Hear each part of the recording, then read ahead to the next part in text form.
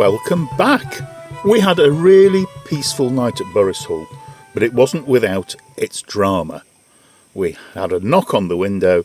You can't park here because the tide will come in. And so we moved. As it was, we didn't need to move that far, but never mind. This video is going to take you on an adventure. It's going to give you pirates, it's going to give you rocks, it's going to give you amazing driving scenery. At least, I hope it will. So keep on watching, and thanks for being here with us. Today, we are at Rockfleet Castle, and this feels like the perfect place to tell you the story of Grace O'Malley. Grace was born in 1630. She was the daughter of the head of the O'Malley clan. There are lots of stories about her childhood, but we won't go too far into that. But when she was 16 or so, she was married to Donald O'Flaherty. They had 3 children: Owen, Morrow and Maeve. In 1665, Donald was killed in an ambush by a rival clan trying to take over one of his castles. Grace avenged his death and chased the clan back and retained control of the castle. In 1666, she married Richard Burke. Some stories say that she did that in order to take control of one of his castles. They had one son. Much later, that son and Grace's brother were arrested for treason by the British government. And Grace sailed all the way to London to demand to meet the Queen. After much backwards and forwards, she did actually meet Queen Elizabeth I. And Elizabeth agreed to release the prisoners. Grace apparently died here at Rockfleet Castle in 1603, the same year that Elizabeth I died.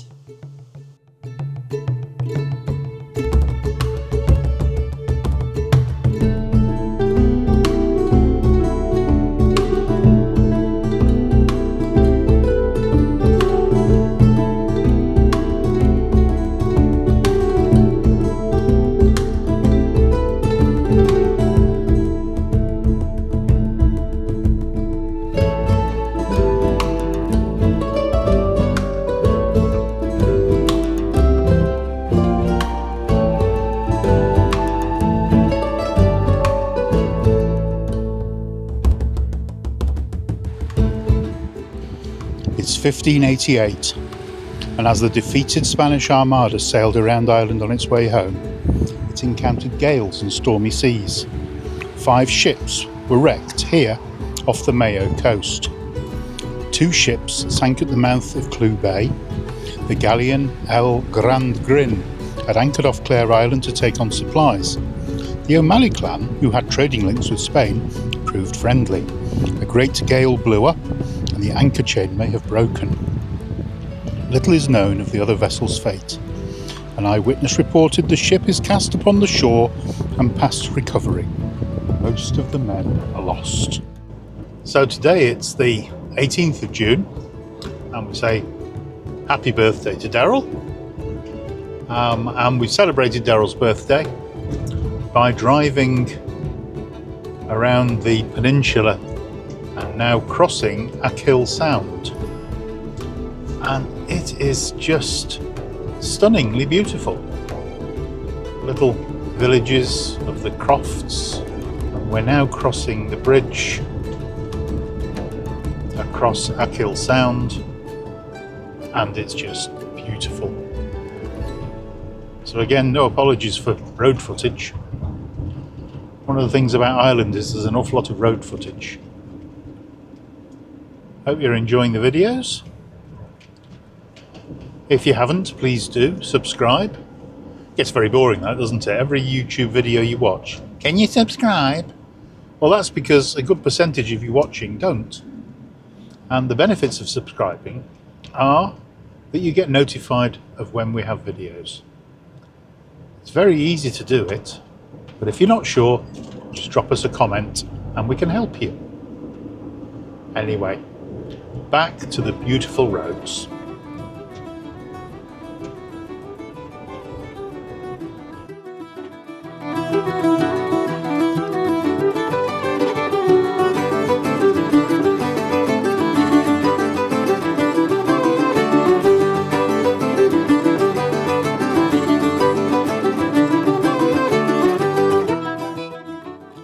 It's quite hard to imagine, but you can see there are many floors.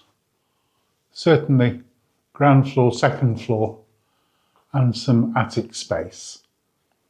And Grace O'Malley actually lived here for quite some period of time. Had an extremely good vantage point onto the bay.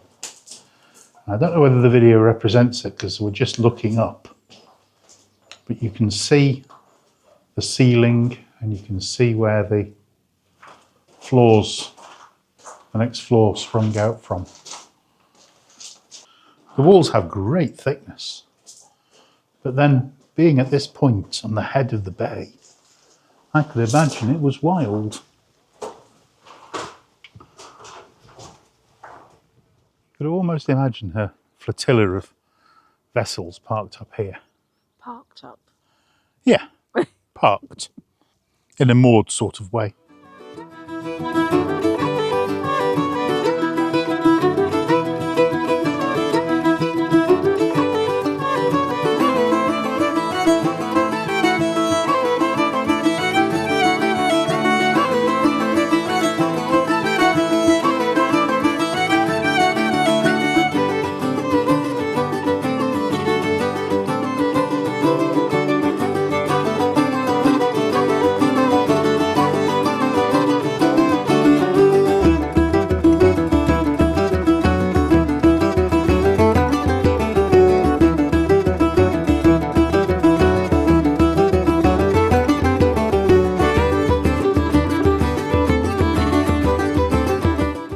We are driving around Achill Island. It's absolutely gorgeous. But this spot in particular is stunning. It's where they filmed some of the scenes from the Banshees of Inisherin. It's where the pub was. They built the pub and then dismantled it and took it all away when they were done. Achill is an extremely remote place, and historically, while men seasonally emigrated to Britain for agricultural work, the women of Achill remained behind to raise families, maintain the farms and safeguard their community, and there is a monument here at Cloughmore to them. We sat here and had a cup of tea, and I had a look round and changed our plans for tonight, and tonight we are staying here. It's just stunningly beautiful. So the park up is listed on Search for Sites as suitable for quite a number of vans actually, I think 5 vans. We had some rain a little while ago and the tide is now heading in. It's not quite high tide yet, another hour or so, but it really is a beautiful spot. And we're just parked here at the side of the road, and hopefully we will have a peaceful night. It's Darrelle's birthday today. We were going to stay at a pub and have a meal, but they wanted €20 just to park, and then most of the mains were 20 or 30 euros. So we're having burgers, and we'll move on tomorrow and carry on our journey.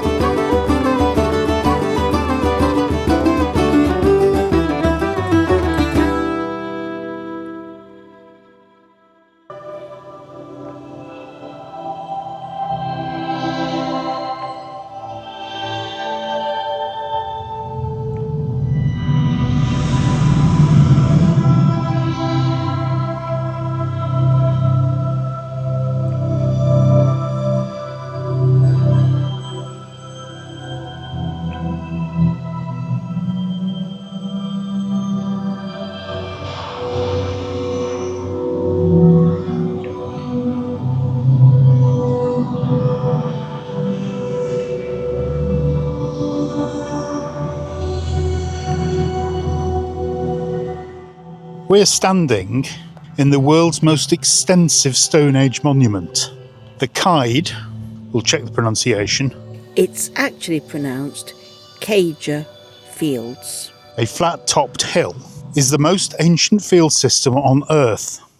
The collapsed stone wall in front of us here is over 5,500 years old. It's part of a vast network of dry stone walls that were built to manage cattle. This wall would have reached at least a metre high. The walls were discovered beneath the bog that surrounds us here, that was formed as climate changed. The white marker posts signify where archaeologists have identified there to be walls. Excavated in 1972, archaeologists think this structure was too large to have been roofed. The thought is that it was built to surround a dwelling house. And they find artefacts within, pottery, arrowheads and the like, dated to around 5,300 to 5,700 years ago.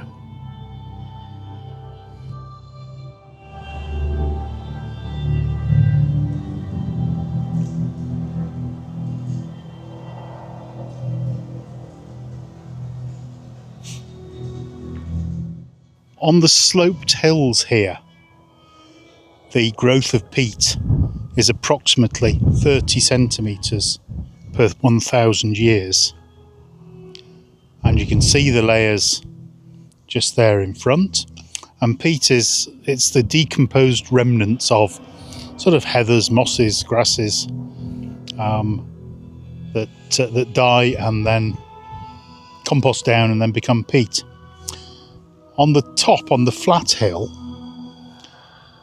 1 metre to 1,000 years. So incredibly fast developing. The area they have identified here extends to about 2 hectares. One of the things that they have noted, however, is that just in the distance, you can see the separated stack at the end of the headland. The gap has emerged over the course of the last 600 years. I wonder what this coastline actually looked like when the first settlers arrived here. 12,000 or so years ago.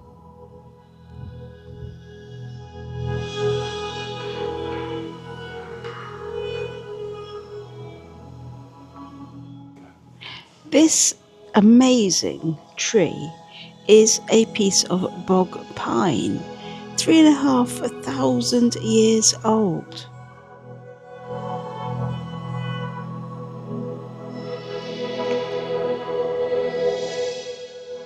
What a fabulous day. We had a lovely drive around Achill. It was absolutely gorgeous. And then to go to the prehistoric farmland was just something special. We are parked at Downpatrick Head and we have quite a treat really. The sun going down there over the sea.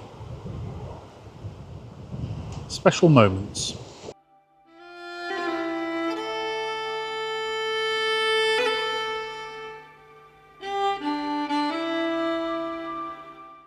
So from our incredibly peaceful night at Downpatrick Head, we've followed the coast along about 45 minutes or so up to the edge of a place called Strand Hill just outside Sligo. Here we are visiting some more old stones. We're at Carrowmore Megalithic Cemetery. This is a huge site. So they say that people originally settled in Ireland about 10,000 BCE, so around about 12,000 or so years ago, that those people were nomadic hunter-gatherers.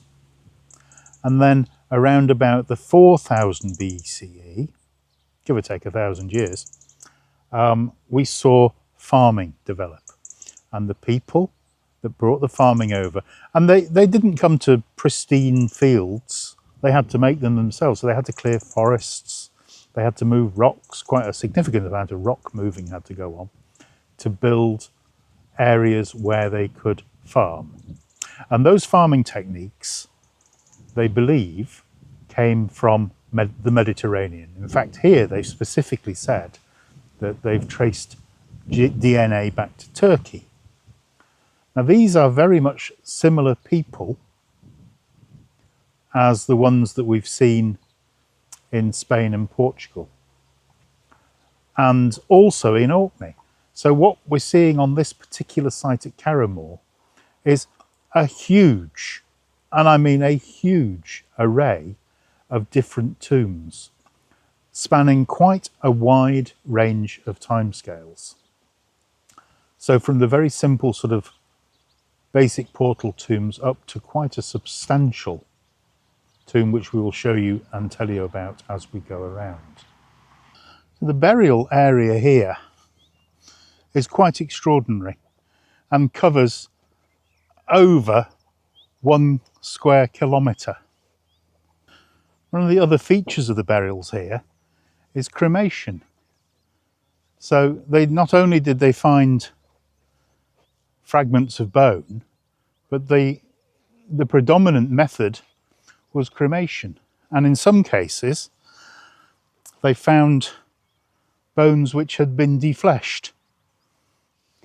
About 3 kilometres from here is a palisaded agricultural site from around the same date.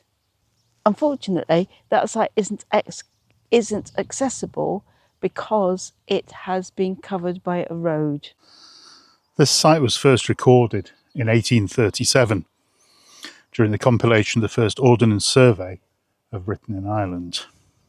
And what we see today is only a fragment of what was here in 1837. This site does not stand alone, and we're surrounded by mountains. The Ox Mountains and the Ballygawley Mountains both have passage tombs on the top, and there are a variety of other tombs, dolmens and cairns scattered throughout this area. What really fascinates me is how many of these tombs have got a stone circle or had a stone circle surrounding them. The stone circle clearly means something. This is the central tomb, known as Listergill. Local legend called it a stone quarry. It was excavated between 1996 and 1998, and cremated human and animal bones were found. They also found unburnt bones, possibly from a different period. They date the central area to around 3500 BCE. And it faces east-southeast towards the rising sun at the start and end of winter. It's absolutely huge, but unfortunately has had to undergo a lot of restoration to bring back its original form.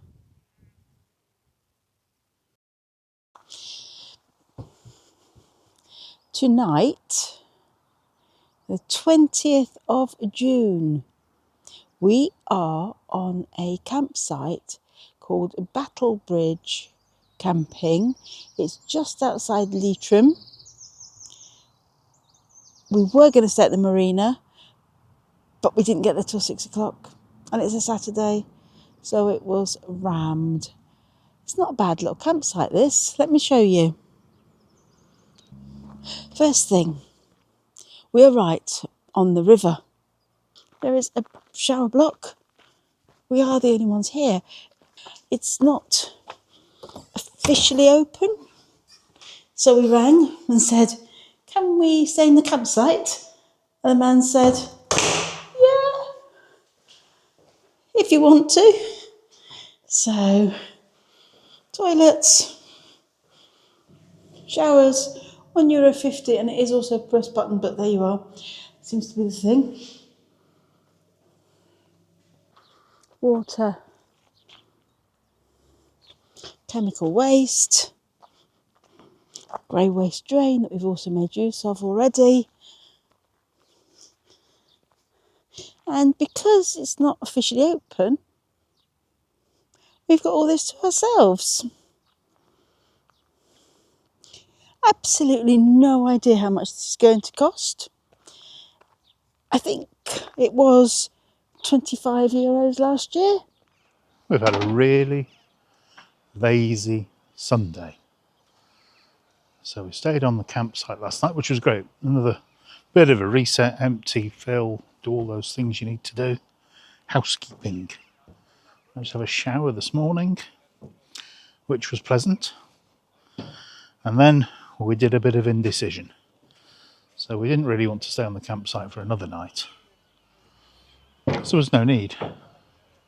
We found a pub called the Thatched Pub, and there was motorhome parking there. So we drove there, but there wasn't actually any internet, so we didn't stay. So now we're in the town of Leitrim at a waterways site. They have quite a lot of these along the River Shannon. It's a beautiful day today. We did come down here last night originally, but the parking area was absolutely rammed. There was no way we could have stayed. But tonight, isn't that just gorgeous? So it's a beautiful day today. And Darrelle's been stuck inside editing. Shh. Shh. Editor at work.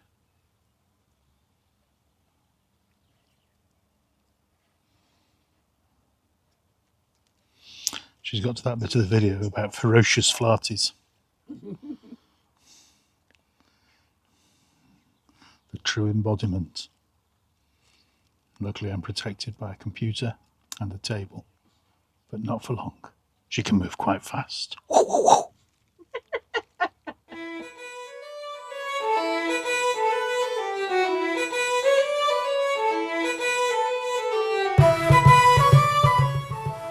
Blimey, so soon we're at the end of the video. Thanks so much for watching, for hanging in there. There will be another one along very soon, just like a bus.